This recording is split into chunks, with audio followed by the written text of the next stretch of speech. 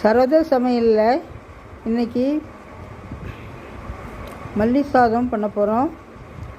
கொத்தமல்லி தலையை நல்லா கழுவி சுத்தப்படுத்தி வச்சுருக்கிறேன். அதுக்கப்புறம் ஒரு கோழி குண்டு அளவு புளி எடுத்து வச்சுருக்கிறேன். அதுக்கப்புறம் 4 வெள்ளைப்பூடு அரிசி எடுத்து வச்சுருக்கிறேன். அதுக்கப்புறம் 4 பச்சை மிளகாய் எடுத்து வச்சுருக்கிறேன். சிறிதளவு கருவேப்பிலை எடுத்து வச்சுருக்கிறேன்.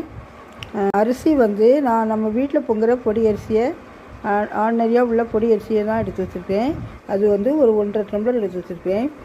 அதுக்கப்புறம் தாளிக்கிறதுக்கு உளுந்தம்பருப்பு, கடுகு, அதுக்கப்புறம் முந்திரி பருப்பு, ஒரு 4-5 முந்திரி பருப்பை பொடிசாக வெட்டி வச்சுருக்கேன். அவ்வளோதான். அதுக்கு அரைப்பதற்கு தேவையான பொருட்கள்: மல்லி இலை, அதுக்கப்புறம் பச்சை மிளகாய், கருவேப்பிலை சிறிதளவு, அதுக்கப்புறம் 4 வெள்ளைப்பூடு அரிசி, ஒரு கோழி குண்டு அளவு புளி எடுத்து வச்சுருக்கேன். சிறிதளவு உப்பு, நமக்கு தேவையான அளவு உப்பு, சிறிதளவு நான் சோறில் கொஞ்சம் உப்பு போட்டு வடிச்சிருக்கிறேன்.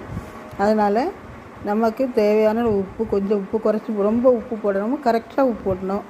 சாப்பாட்டில் எவ்வளோ உப்பு போட்டிருக்கோமோ அது அளவு கணித்து நம்ம கரெக்டாக உப்பு போட்டுறணும். போட்டு எல்லாத்தையும் சேர்த்து அரைக்கணும். மல்லித்தலையை மிக்சியில் நல்லா மைய அரைச்சி எடுத்தாச்சு.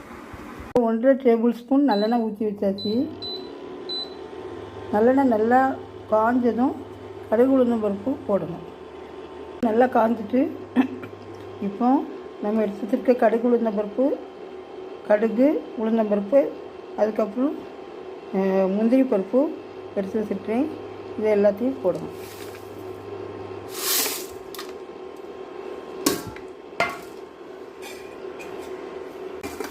கடுகு உளுந்தம் பருப்பு, முந்திரி பருப்பு இதெல்லாம் போட்டாச்சு.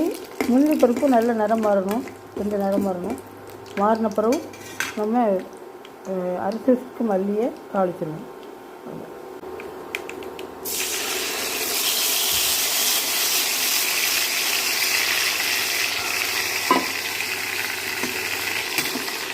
நல்லா அந்த பச்சை வாடை போகணும்.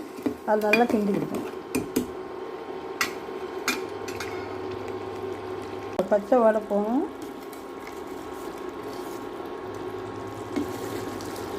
இனிமேல் நம்ம இதை சாதம் இதில் போட்டுடணும்.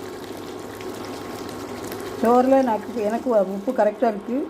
அதனால் அதுலேயும் உப்பு கரெக்டாக இருக்குது. அதனால் நான் உப்பு போடலை, கிண்டிடுவேன்.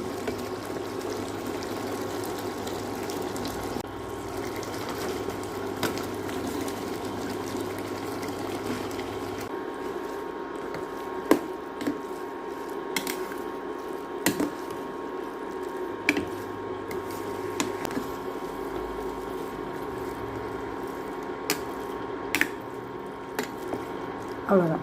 இன்றைக்கி சரோஜா சமையலில் சுவையான மல்லி சாதம் ரெடி, கொத்தமல்லி சாதம் ரெடி.